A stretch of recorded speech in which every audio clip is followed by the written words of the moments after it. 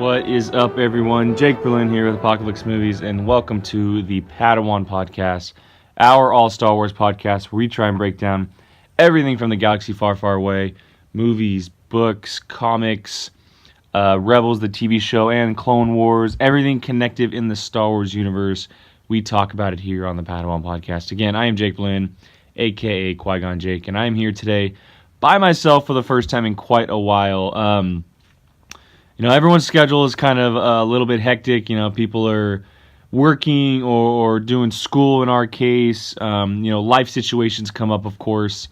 And so I felt like it was just a good opportunity for myself to get on here today and talk about some stuff that I've been wanting to talk about for a while. And we got some cool things to talk about today. And one is talking about a little bit about Leia.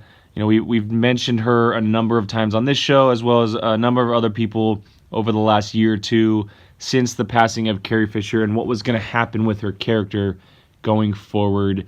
I haven't gotten the chance to do it on the mic after seeing The Last Jedi, but now we have some things to talk about after that. We're also going to talk about a little bit of Rebels. That first trailer dropped for the second half of the final season. Got some cool things to talk about there as well. So, and then maybe a little bit afterwards if we have enough time there. So, let's get into Leia a little bit. And so, after The Last Jedi, let's rewind a little bit before The Last Jedi. Now, beforehand, we weren't too sure how her character would end up in the film. Obviously, she shot all of her scenes. We didn't know how much she was going to be in the movie. And so her story in that film was finished, and they could move on to Episode 9, with full steam ahead, even though that Leia, or Carrie Fisher, I should say, is not around anymore. There were only a few, we were theorizing and speculating as far as what they were going to do, but we couldn't really say anything because we hadn't seen the film yet. Now that we had seen the film, it's kind of much more clear as to the path they're probably going to go. Of course, those theories and speculations are still out there, and we could talk about a few here because there are a few possibilities. Now, when Carrie Fisher had first passed, the possibility, the first one that instantly popped in my head, because people call it an easy way out or whatever it is, but it just made the most sense, is an off-screen death in between the two films that was explained in the crawl. Now, for Episode 9, that is. Now, that would angry a lot of people. I get it. Like, I would be very upset at it as well if that happened. Now, again, this is me thinking months and months ago. Because again, at the time, we didn't know how big her story was in The Last Jedi. We didn't know, what her plan was for an Episode 9. But it was just the best way to kind of move on at the time before the movie. Now, thinking about it now after seeing the film, it doesn't. I would not like that at all. Again, a lot of other people would be angered by it as well. It can kind of be considered an easy way out because her story in The Last Jedi is so important. It is so crucial. We've heard many, many times that The Force Awakens was going to be Han Solo's movie. The Last Jedi was going to be Luke Skywalker's, and Episode 9 was going to be all Leia. Now, of course, that can't happen. So they kind of have to change the way a little bit. And so giving her an off-screen death in the middle of the two films and then showing it in the crawl, it would move the pieces along, move forward, I guess you could say easily, yes, but it's almost in a way a cop-out to so many fans because of her role in The Last Jedi. She is so important, even though she may not have as much screen time as other characters. Obviously the stuff with Luke, her brother is now, has moved on from the physical world, that is. But her importance to a character like Poe. Now those two, from the beginning, have gone hand in hand. And we see in The Last Jedi that it's almost a passing of the torch from Leia's resistance to almost, in a way, ends up being Poe's resistance. It's interesting, and I think that was always the plan, per se. And Episode 9 was probably always going to be a little farewell to Leia, that she was maybe going to retire or move on or whatever it was. But going back to the crawl thing, it would feel like a cop-out now that we've seen The Last Jedi, now that we see what the possibilities of her character could have been if Carrie Fisher was still with us. And again, that's just one of multiple possibilities that we're going to talk about here. Now, a second possibility would by far be the most disheartening. It's already a possibility that Lucasfilm and Disney have come out and said that, no, we're not doing this. It's the Tarkin factor from Rogue One. It's having someone else play her while CGIing her face over the top of her. Or you can even say the Leia factor from Rogue One at the end. And that's probably the lesser of the bunch for me personally, because I feel like it would just be a little bit of disrespect towards the character, towards Leia, towards Carrie Fisher, towards her family. It would feel odd watching her on screen that entire time, knowing that she's gone, knowing that someone else is playing her, but her face is still there. And I get using it for Rogue One. At the time it was shot, Carrie Fisher was still with us. I even get using Tarkin because it fit the story and everything. But just to do it to have her in there, it's just shoehorning her in there when you don't need her in there. It wouldn't feel right. And so that one pretty much just take it off the board for me. If I woke up one day and saw a news broke that said so-and-so is playing Carrie Fisher as mocap with Leia of her face or whatever it is, I would be angered. I would be so angry at Lucasfilm and whoever made that decision, just because that's not what it's about. And so just take that one off the board completely.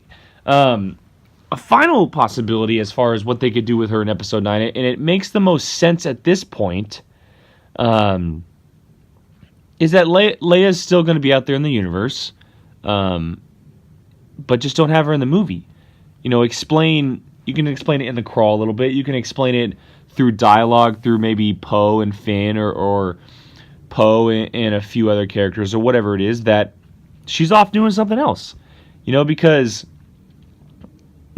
if you think about the final act of The Last Jedi, we see that the Resistance, the Resistance as what it is, as they're going to create, their end goal is that Leia has allies in the Outer Rim. She has allies out there, whether it's a bigger part of the Resistance, whether it's just people she has come into contact over the years that are waiting for her call, or that she thinks will come help her. That she has people out there. Now, we don't know how close Episode 9 is going to take or be in comparison to The Last Jedi. Is it going to be a direct sequel pickup? Is it going to be a year, 2 years, whatever it may be? But the possibility of just saying that she's out recruiting people, or she's getting her allies, and those allies show up later in the film, sure, we would want to see her in the movie, but it just makes the most sense because she's still involved, and she's going to have an impact if she brings her allies into the fold. Now, will that happen? We're not sure. We don't know what J.J. Abrams is going to do with Episode 9, because it is going to be a completely different rewrite now that he's involved. But I think that, and of course, I'm blanking on possibilities, and there's so many other ideas out there that you and everyone else are kind of thinking of. But for myself, right now, as far as what I'm thinking, having her in the story but not physically there is something that would work. And would it be kind of, unfortunate to know that she's out there but we can't see her? Yeah. Would it not really be a closure situation for us fans, knowing that she's out there but we can't see her? A little bit. But look at the circumstances. Like, she passed away in the middle of a trilogy where the final story was going to be, she was going to be involved in it more than any other major character. And it just, it sucks that it happened, but we kind of have to think about, like, what are the greatest options they have for using Leia? What are the greatest things that we could see as fans? Like, what would we be okay with? Like, just moving her character on, moving the story on as best as we possibly can. It's not going to be perfect. We have to get over this fact as fans and expectations that everything has to be dotted, everything has to be crossed. It has to be absolutely perfect. It's not going to be. It's not. And we did Jacob and the boys. They did an episode for the movie show on expectation last week, or this week, I should say, just a couple days ago, as far as good expectation and bad expectation by fans. As Star Wars fans, we have to realize that not everything is going to be perfect. It's not going to go our way every single time. And we have to be able to be okay with that and understand that, especially in this situation, Lucasfilm, Kathleen Kennedy, J.J. Abrams, and everyone are going to do their best to make the best decision regarding Leia. And it's a crappy situation. It is. It sucks. But we also have to understand that there's no light at the end of the tunnel for this situation. There's gonna be speed bumps and there's gonna be potholes or whatever reference you want to use, because just imagine what they're going through sitting down trying to write the story for this. Like, yeah, they could write in the first 5 minutes, oh, Leia died off screen, it's in the crawl, over and done with, let's move on. But as fans, would you really want to see that? Like, just imagine what they're going through sitting at a table thinking about, what can we do with Leia? What can we do that would not only satisfy fans, satisfy them as filmmakers, but leave Carrie Fisher and her family happy and honor her as the character that she has been for the last 40 plus years? Like, it's a hard situation, and there's only so many possibilities and outcomes that we can get with this. I guess I keep saying situation, but it is. I mean, it's a big situation, and like, you really have to sit down and think about. And you're going to have some kind of theory or thought or idea as far as what they're going to do, but realize that 99% of you and what you're thinking isn't going to happen. Now, you have to, as a fan, as a Star Wars fan, if you're a real fan, you have to realize, okay, if that doesn't happen, I need to look at what they're going to do with an open mind and possibly be okay with it. Because we saw what happened with The Last Jedi and what people were saying and how pissed off they were. Like, get over it. Like, just understand that whatever they're trying to do with her, that they need the backing of fans. And we as fans need to understand, okay, they're doing the best they can possibly do.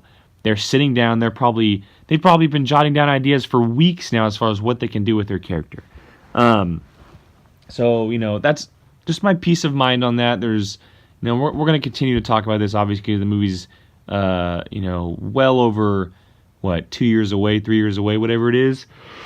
So we're going to spend many episodes and weeks and months talking about this situation. But let's move on a little bit. And now that Carrie Fisher has unfortunately passed on, and we will not see Leia on screen ever again, I wanted to talk about Leia's legacy, because this is something that's kind of been wrapping my head for a little while.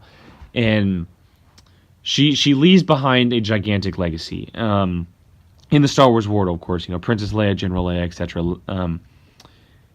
Let's go back and kind of go movie by movie here. And in the first movie we see her, we're introduced to her. She's not your average damsel in distress. Like, we always say this, but she's just a badass princess. Like, she takes charge. She gets into the fight. She's not the normal heroine who sits there and lets everyone else kind of do the job. She is leading the charge. We see that from the very beginning. She has like a little smart ass attitude to her. Aren't you a little short for a stormtrooper? Like, she's not your average female lead, your female hero. And a lot of characters have followed her suit in the coming years, over the last 30 years or whatever it is. But in episode 4, we see that her planet is destroyed. Where she is from, her family is gone. Okay? So she is now left with many others to lead this rebellion and try and destroy an empire, almost a dictatorship, if you will, that is just ruling the galaxy and creating chaos everywhere. She is left with this burden as a 19-year-old. And so her legacy has already started, and it's already well established. And I mean, for any character, really, that's enough to be considered absolutely just a fantastic character. But then you see what they do in episode 4 and how she's involved, and she's sitting at the round table in the rebel base, trying to figure everything out. And then you move on to episode 5, and she's again well in charge of this rebellion, and she's a leader, and she's making decisions, and she has that attitude behind her, but she's also becoming super vulnerable because of Han Solo. And then towards the end of the film, we find out that, or not find out, but that we see, she is left with this burden, and she has to take charge and come up with a plan to get Han Solo back from being frozen in carbonite. And of course, there's so many other things going on in this film. We see that once Han is taken, she takes charge of the Falcon with Lando and kind of makes a decision to go back for Luke and all this type of stuff. And so it's interesting how they kind of, her arc has taken just through 2 movies, because for most characters, a lot like that kind of stuff doesn't happen. That happens like through 3 movies for a lot of characters. This is happening in a movie and a half, 2 movies. But then you move on to episode 6, Return of the Jedi, and we find out Luke's sister. Okay, we find out she's Vader's daughter. And she finds out that Vader's her father. They get Han Solo back. She's leading a charge on Endor with Han. And she's flying the speeder bikes and with the Ewoks and all that type of stuff. Like, her legacy is through 3 episodes was already one of the greatest legacies out there. And so she leaves behind this. Almost in a way, it's an amazing legacy just through those 3 episodes. Like, her impact has been ginormous, but she's also been through an incredible amount of turmoil, and we haven't even gotten to the chunk of it yet, because now we move on to episode 7, and we all know she loses her husband. Okay, Han Solo, he was killed at the end of the film, but not only that, he was killed by his own son, Leia's son, Ben Solo. So before we even get to the Han Solo factor, her son pulled a Darth Vader. Okay, her legacy has now taken a turn. She is, at this point, nobody knows that nobody really knows that Ben Solo is Kylo Ren. Nobody knows that he's really turned dark. There's only a handful of people that know that, and they keep it secret for a good reason. But her legacy is now, if anyone finds that out, in a way it's tarnished. And that also goes back to the novel Bloodline by Claudia Gray. And if you haven't read that, we all here highly, highly, highly recommend you reading that book, because it's focused on Leia. In that novel, and I forget the name of the character, but he reveals to the galaxy that Darth Vader is Leia's father. She is kicked out of the Senate. She has to leave. She at the time she was going to run for chancellor, or whatever they called it, the new president of the resistance, if you will. But she has to leave. She's gone. Like, she has to go off on her own. She can't be a part of it anymore, because she's the daughter of the most evil man in the galaxy that the galaxy has ever seen. And so her legacy has taken ups and downs. It's been tarnished. It's been, risen. And again, going back to the Kylo Ren and Han Solo stuff, at the time, or still, nobody knows that Kylo Ren is her son, but Han Solo is killed. And she not only has lost her father, okay, she lost her brother for, however many years that he was disappeared.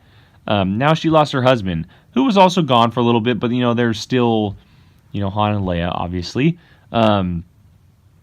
She's now, at this time, 100% on her own as a character. Her legacy has again gone up and down. It's flipped upside down from where it started, and so as we move on to Episode 8, obviously The Last Jedi, we have no idea where it's going. We had no idea what they were going to do with Leia. And not many people realize how important her story arc has been to this point. She, by far, more than any other character in the universe, has gone through the most stuff. Like, the amount of stuff, not only that, but the amount of time that she has been covered in the film, in canon in general, she's top dog. You know, we see her story in the movies. I mean, that's the average, obviously. But she has been in comics. She had her own little comic run that, you know, maybe people didn't consider as well. But she's still focused in the comics. Okay? She was in Rebels for a little while. She popped up in there. She's had 2 novels, one focused in between Return of the Jedi and Force Awakens, and then one when she was a 16-year-old. Both by the same author, Claudia Gray. She is the most covered Star Wars character out there, plain and simple. And so that alone leaves a legacy, like the way her character has been covered, how many people want to write about her and you know, write her in a story, in a book, in a comic, whatever it may be. Her legacy is more than any other character out there. But we move on to Episode 8, and this is where it gets interesting, because we now know that Kylo Ren is her son. Han Solo is gone. We know that Luke Skywalker is coming back. And unfortunately, Carrie Fisher has passed on. So this is kind of the focal point of it all in her legacy, because this is kind of where it all ends in a way. And in the film, you know, the result, she once again loses someone that she loves and cares deeply about in Luke. I mean, in the physical form, I should say, yes. Luke is now living as a Force ghost, or in the Force. He'll be back. He's the strongest Jedi to ever live. We saw that just by him projecting himself across the universe from a planet to a planet. But she lost her brother, and I think she knew that going in. But she also lost her son. She said in the film, and I don't know the exact words, but she said in the film, "That's not my son anymore. I've lost my son," etc. So she has lost every single person that she has loved, cared about, that we've seen her journey along with. And again, the Kylo Ren factor, nobody knows that that's her son, as far as we know anyway. But now you throw in the Poe factor as well. She's leading this resistance, yes. But Poe has kind of almost in a way been passed the torch. And so her character in the Star Wars universe, it leaves behind a legacy that, yes, she is one of the... She can be considered the greatest character Star Wars has ever built. What she has done for the rebellion, the resistance, how she tamed Han Solo, if you will. Just her thought process behind it, how strong and charismatic and loving and just overall fantastic character that she is. Her legacy is probably the strongest of the bunch.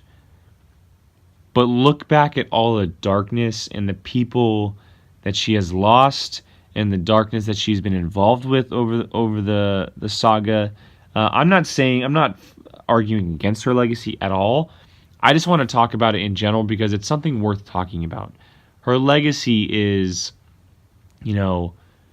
that's all a part of it. She's lost her brother, she's lost her husband, she lost her son, and she was the daughter of the darkest man the galaxy has ever seen. One could say the saga basically revolves around here. It is a Skywalker saga. We know Luke is the Jedi and all that. We haven't even mentioned that she has these force powers that were just shoehorned in The Last Jedi. But, it's interesting. And so that's just something I kind of wanted to talk about. And I'm not making a conclusion or whatever it is, but I kind of wanted to, people forget how much her arc is involved in everything. Not to mention that, this is something that, if you haven't read from a certain point of view, the novel that came out, the 40 stories from 40 authors, this may not be something that you want to hear. It is a spoiler, but if you aren't going to read that book, if you just want to know about it, it's revealed in that book. There's a Yoda story in that book, and it focuses on Yoda. We have Qui-Gon in there and Obi-Wan, but Yoda doesn't want to train Luke. He's been watching both the Skywalkers for a very long time, and he doesn't want to train Luke. He's always wanted to train Leia. That alone is the only example you need as to who the character she is. What she is as a character, what she means to everyone, that alone is your answer. The fact that Yoda, yes, Yoda has made mistakes in the past. The greatest mind the Jedi Order, the Jedi have ever seen in Yoda, he wants to train Leia. He believed that Leia was the answer, not Luke. That alone is your answer. That's all you need as far as her legacy. Obviously, it didn't happen. We know that she may have tampered with it a little bit for Luke, with Luke, as far as, nothing with a saber, but just using the Force ability in general. But the fact that Yoda believed that she was the one to right all of the wrongs, that's all you need. Her legacy is set. Her legacy is in stone forever. I'll say right now, it is the greatest legacy Star Wars has ever seen as far as film goes. I mentioned before, but there's no other character that's been covered in canon like she has been. It's absolutely phenomenal. So, that kind of wraps up my Leia legacy and Leia talk a little bit. Again, it's something that I kind of wanted to talk about for a while now, and once I get the boys back on here, we may touch on it a little bit, and feel free to comment. Let's have a conversation about it down there. If I missed something, if I said something wrong, please let me know. Again, I would love to have a conversation with you guys about it. I know you guys have thoughts and everything about it. So I can move on to Rebels a little bit, though. We saw that trailer a few weeks ago in a crazy awesome trailer. Like, crazy awesome trailer, and so many Easter eggs and teases as far as what's coming. There's only like a matter of, I know there's single-digit episodes left for the series. We have like 7 or 8 episodes left or something like that. And as far as the trailer goes, it looks like there's going to be some major canon connection stuff going forward. And that's kind of what I want to talk about here a little bit. In Rebels so far has done a great job of capitalizing on the complete Star Wars saga as far as books, comics, TV shows, movies, etc. Everything. They've done a really good job connecting everything. The only thing is that people, including myself, I would throw myself in there as well, that we haven't seen as much canon connections as we probably would have wanted, I should say. But that looks like it may be changing, and it just may be them teasing us or whatever, but there are so many things in this trailer and so many things in these episodes that we're going to see that connect to the outer Star Wars world that I'm so looking forward to. First of all, we see Palpatine in there. Now, Ian McDiarmid is also coming back to voice him, which he's always said that he wants nobody else playing the Emperor. That's very exciting. How is it involved? We see the shot of Ezra and Palpatine, whether it's him or a hologram of Palpatine, we're not sure, but we see them together in the same shot. And that's very interesting because we've always wondered, is Ezra going dark? And the the trailer heavily teases that. But we've had that question for a long time now, and so is it going to happen? Is Palpatine the answer to Ezra? Is he going to help him? Is Ezra going to realize, no, that's not what I want to do, blah, blah, blah? That leaves an interesting mark. Now, I would love to see more than just a cameo from the Emperor. I think that there's an opportunity for like a 1 or 2 episode arc there, maybe even like a 3 episode arc. because I think he is going to be heavily involved in Ezra's decision, maybe even Kanan's decision towards the end as far as what happens with them. Because going through the movies, we know that they're not around. Are they in the galaxy somewhere? Possibly. But they're not around. And so is the Emperor kind of their answer or may possibly their downfall? That's something to look forward to in the second half of the season. The other stuff that surprised the hell out of me, and I actually missed it the first time I watched it until someone in the comments commented on my reaction, but the Mortis stuff. Towards the very end, we see the shot of the Mortis stuff from the Clone Wars. You have the father, you have the son and the daughter, on a wall. Looks like it's some kind of painting or memoriam or something like that. But Ezra is standing in front of it. Now, how much is that going to play into it? Because those episodes in the Clone Wars, the ones where Anakin finds out who he is, finds out what he does, and turns to the dark side, but ends up turning back due to some mind trickery, if you will. That's probably my favorite arc in the whole series. Those episodes are phenomenal. The way they use the father, the daughter, and the son, absolutely incredible. Now, will we see them in physical form? I'm not too sure. We know that the father, if I remember correctly, the father passed, and realistically, they're not really even in physical form in the physical world, but there's a possibility for them to be there. Possibly like maybe even a Force Ghost situation, or we know that Ezra can kind of communicate with others through the Force and see them a la Luke in The Last Jedi towards the end with Kylo Ren. So that's going to be incredibly interesting because we saw what happened with Anakin when he came into contact with those characters. He went full Vader, way far ahead of time. But it'll be interesting to see how they're used. Is it just a wall mural?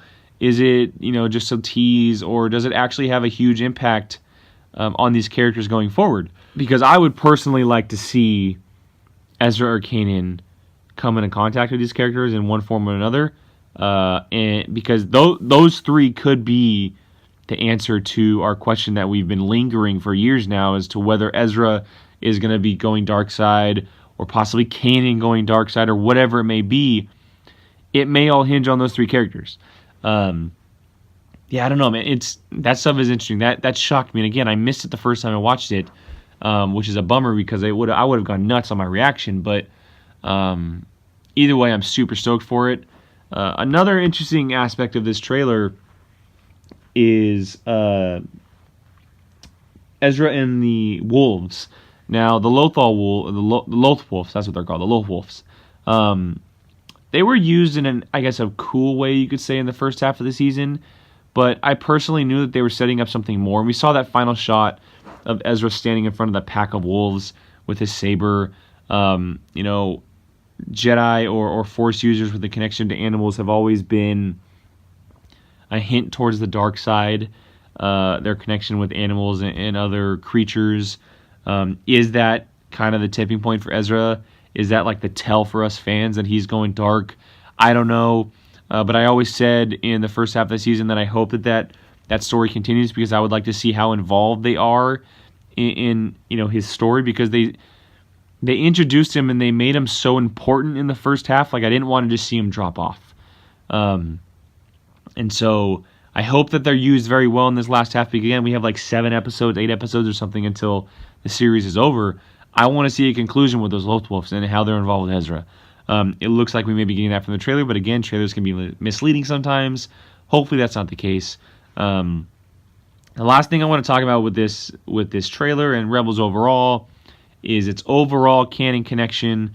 The question since Rogue One is, oh my God, are we going to see the Battle of Scarif? And they've kind of come out and said, no, we're not doing the Battle of Scarif. But again, filmmakers over time have led us the wrong direction. They've said one thing when another thing really, really happens. And Dave Filoni could have been BSing us all, and we could actually be seeing the Battle of Scarif. Because if you go through that trailer, there's a shot that looks very, very similar to the Rebel Alliance jumping up on the Empire above Scarif. Now, it could be a completely different shot. It could just be similar in design. But I would absolutely love to see the Battle of Scarif towards the end of the season, because there's only one way that you can really do this. It would have to be the final shot of the series, the last shot of the series, no matter what, because everything's going to happen to these characters needs to happen before that, because that shot will tell us who is alive and who has died and who has moved on, and etc. And so it would have to be the final shot, the final 5-10 seconds of the entire series, just one cool little awesome tease leading into Rogue One, or just showing that, hey, this is who was there. You saw the ship in Rogue One. You heard Chopper's voice over the or you saw Chopper. You heard Hera's voice, or Hera's name over the intercom. This is who's with them, and so that would be very, very cool. It'd be a Leia situation from Rogue One in a way. I think it's highly possible, and I would lose my effing mind if that would happen, because it's just such a cool connection. The fact that the television department and the movie department are gonna, they're gonna connect to each other and communicate and just kind of use each other to their strengths. And for all the fans, it would just be a satisfaction for fans. And so I hope that happens. If not, I hope it happens in some other form as far as connecting to the movies. And I didn't even get to mention her though, but I just want to touch on her for just a little bit. But Ahsoka. Now we know that Ahsoka is alive, because if you pay attention to the season 2 finale at the end of the episode, we do see, after the whole Vader Ahsoka battle, we see her walking into that temple. We see she's alive, and Dave Filoni came out was a Star Wars Celebration last year. He was out there on the floor with a shirt that said "Ahsoka lives" with a question mark. Went backstage and came back out with a shirt that says "Ahsoka lives" with an exclamation point. So she's out there, and for me personally, she's one of my all-time favorite characters. I love what they've done with her towards the back half of the Clone Wars, and in Rebels as well, and then of course her novel, which was very strong for the type of novel it was. I would absolutely love to see her back in some form or another. I think it'd be great closure for fans. But if she doesn't show up in this series, or say she does and she lives, I really, really, really think that she's going to be live action one day. I think that she's a character that can transfer over extremely well, because we rarely see aliens in the forefront in these movies. Other than Admiral Akbar, of course, we see droids a lot, but I would love to see an alien in a lead or a co-lead or a strong supporting role. And the only movie that can happen, well, it could happen in a saga movie, because we don't know how old her kind lived to, but team her up with Obi-Wan. Just do it. Like, I know that we've been saying this for so long, but just do it. I think that'd be so epic in the Obi-Wan Solo movie, because her and Obi-Wan was just as much of a master to her as Anakin was, and so their connection and their bond is just as strong. Not as strong, obviously, because we saw what Vader and Ahsoka had during that battle, but that reunion, I would lose my mind. And so, and again, I'm just spitballing here. I'm throwing out my ideas because I would absolutely love to see it, but I think that Ahsoka is a character that can be used in live action very well, in the right role, of course. My first choice would to see her in Rebels, because I would like to see the closure and where she's been, because they wouldn't be able to tackle what happened in that episode in a live action movie unless it was an Ahsoka movie. But I think Rebels can do it very well in these next couple episodes. I hope she shows up in some form or another. If she doesn't, where the hell is she? How is she going to be used, etc. Moving on, because her story's not over unless it ends in Rebels. And so we'll see. We will see going forward what happens with Ahsoka, and what happens with Rebels in general. Again, there's only a handful of episodes left, 2 handfuls, as a matter of fact. But I hope that they use them wisely, and there's none of that filler crap going forward, because that's always been one of my complaints as far as one episode being great, one episode just being a filler for kids, or just a fun time away from the normal story, the overall picture. I hope that every single episode has an impact going forward on the Rebels series in general. and that we see what happens with these characters and that certain things unfold. It's going to be crazy. I'm excited. It premieres on, I believe, February 19th, which is in just a few weeks. I believe it's, what is that, a Sunday? No, Monday? That's a Monday night. And so I'm looking forward to it. That's kind of going to wrap up the Padawan podcast today. I wanted to get some more stuff, but we'll save it for next time. Didn't want to run too far here for you guys. I love talking Star Wars. We all love talking Star Wars here. I know you guys probably like listening to Star Wars podcast and all that stuff. Go down in the comments. Let me know what you guys think.